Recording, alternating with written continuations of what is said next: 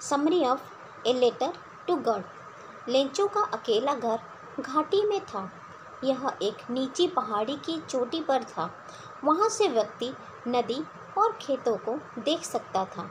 Lencho की अच्छी फसल थी, परंतु इसे वर्षा की अत्यधिक आवश्यकता थी।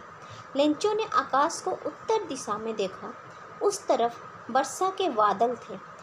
उसकी पत्नी शाम का खाना बना रही थी। उसने उसे बताया कि परमात्मा ने चाहा तो वर्षा होगी। शीघ्र ही वर्षा की बड़ी बड़ी बूंदें गिरने लगी। लेंचो वर्षा का अपने शरीर पर अनुभव करने के लिए बाहर गया। वह काफ़ी खुश था। उसने कहा कि वर्षा की बूंदें नए सिक्के थे, परंतु शीघ्र ही ओले हर एक स्थान पर गिरने लगे। खेत सफ़ेद हो गए जैसे नमक से ढके हो। फसल पूर्ण रूप से नष्ट हो गई। लेंचो उदास हो गया। उसने महसूस किया कि उस वर्ष वे भूखे रहेंगे। उनके पास अगली फसल के लिए बीज भी नहीं होगा। परंतु लेंचो को अकेली एक आशा थी, परमात्मा से सहायता। उसे विश्वास था कि कोई भी भूख से नहीं मरता। उसे परमात्मा में बहुत विश्वास था। अगले रविवार वह डाकखाने गया।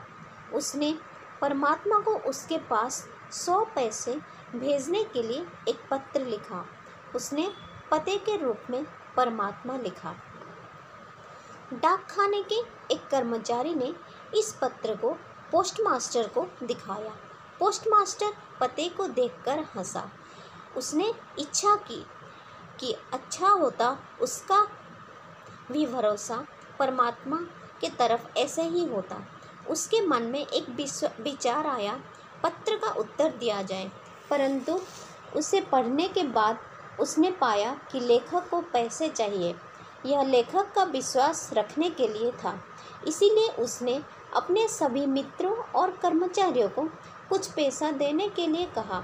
इस प्रकार पोस्टमास्टर सिर्फ 70 पैसे ही इकट्ठे कर सका। उसने पैसे को एक लिफाफा में डाला और उसके ऊपर लेंचो का पता लिख दिया। उसने हस्ताक्षर के रूप में इस पर सिर्फ एक शब्द परमात्मा लिख दिया। अगले रविवार लेंचो डाकखाने आया। उसने पूछा कि उसके लिए क्या कोई पत्र है। उसे वह पत्र दिया गया। लेंचो ने उसे देखकर कोई आश्चर्य नहीं दिखाया। जब उसने पैसे गिने तो उसे गुस्सा आया। यह 100 पैसे नहीं थे बल्कि 70 थे। उसे महसूस किया कि परमात्मा कोई गलती नहीं कर सकता था। तुरंत ही लेंचो ने परमात्मा को दूसरा पत्र लिखा। उसने इसे लेटर बॉक्स में डाल दिया। पोस्टमास्टर ने इसे खोला। लेंचो ने उस पत्र में लिखा था कि उसे केवल 70 पैसे मिल गए हैं, परंतु उसने तो 100 पैसे के लिए कहा था। उसने परमात्मा को बाकी के पैसे उसके पास भेजने के लिए कहा, परंतु परमात्मा को वो पैसे डाक द्वारा नहीं भेजने चाहिए। यह इसीलिए था क्योंकि डाकखाने के कर्मचारी धोखेबाज हैं। Thank you.